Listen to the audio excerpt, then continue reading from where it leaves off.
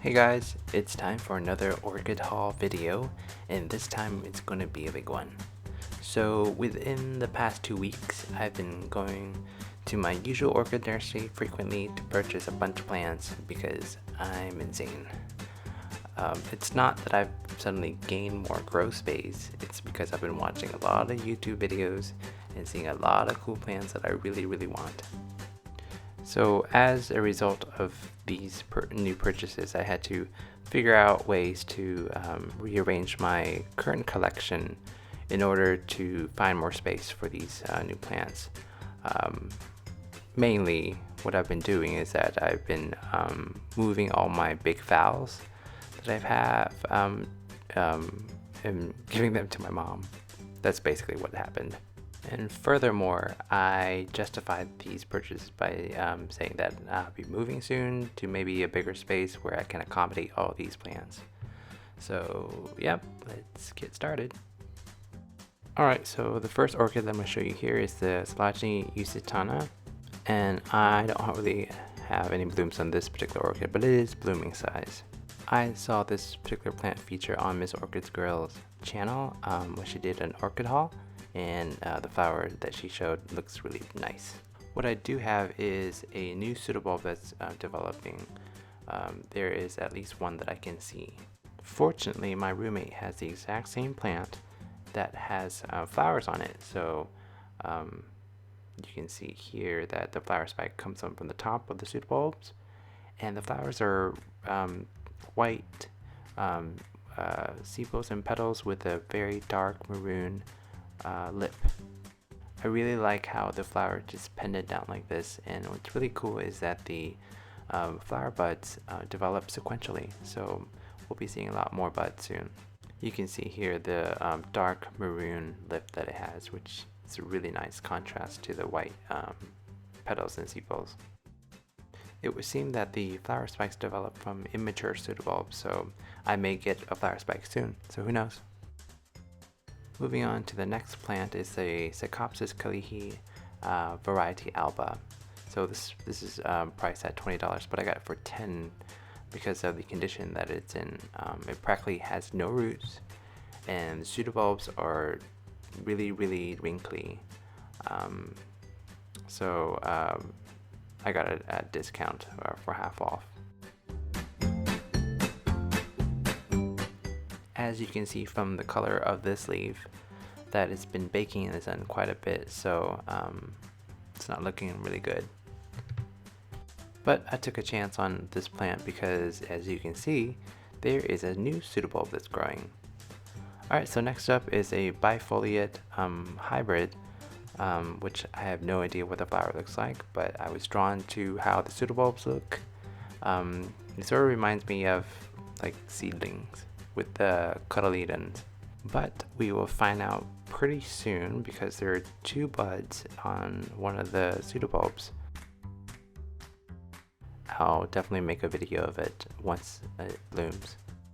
Okay, next up is the Cattleya walkeriana 4N with the cultivar cross of Estrella da Colina with Mirtha, Isabel, Oliveros. I don't really know what the 4N on the label means, but if I remember correctly from my days in high school biology, 4N for plants mean that it's tetraploidy, which means it has 4 sets of chromosomes. I don't really know what that translates for an orchid. I read online there's a difference between the flowers of a tetraploid plant versus a regular one, but I can't really tell a difference, but I guess we'll see. Okay, moving on, the next one is the Phalaenopsis mariae. I hope I say that right. This one is not a flower, but it has flower buds on some spikes, and it has quite a bit of area roots, so many that it's very difficult for me to water or keep it hydrated. And with the copious amount of area roots, there is an equally impressive numbers of flower spikes that it has developed. The last count that I got was 7 flower spikes, and many of them are branched 3 to 4 times. So it'd be quite a show once it blooms. Alright, moving on to the next orchid. It's actually already in bloom, and this is the BC Binosa, and it has quite a bit of roots developed. It's spilling out into the outer pots, and it has some new buds that are forming, so I'll be seeing more bloom soon. Next up is a Phalaenopsis bellina, and this would be a picture of one if I had one. But they didn't have this particular one in stock. However, they did have a Phalaenopsis bellina, the alba variety, and this is the picture for it. So I just went and get it because it's different, I guess. It's a very small species, Phalaenopsis, but it is blooming size because I see an older dried flower spike on it. Moving on to the Trichoglottis brachiata Vin Mar. I saw this plant at the greenhouse and looked up the flowers from my phone and was very impressed with its blooms. Incidentally, when I got it home, another YouTube channel, Crazy for Flowers, recently posted their Trichoglottis in bloom. I'll put a link down in the description below for you to see what the flowers look like. Alright, next up is a miniature orchid that I got that's mounted on cork bark. And here's the name tag for it, but which I cannot find any information online. The closest thing I've come across is the Aerys articulata, but I don't know if that's the right one. This plant has 2 flower spikes, so maybe I'll get a better idea once it blooms. Next up is a no ID orchid that I got, but the grower tells me that it's some sort of Miltassia. So I went online and tried to see if I can ID it, and the closest thing that I saw was a Miltassia Estrelita sweet Senorita. The blooms on it looks very similar to mine, so I guess I'm gonna go with that name. The next few plants have been purchased previously, but some of which hasn't been featured in any videos, so I'll do it in this one. So up first is a Phalaenopsis violacea, and it has really pretty flowers, and it's very fragrant, which I'm not super sold on, but yeah, the flower's nice. Up next is a Phalaenopsis speciosa, which I feature in a separate video. I'll put a link in the description below for that video. Next is an orchid that I purchased at my first Orchid Society meeting. It is the Cattleya intermedia.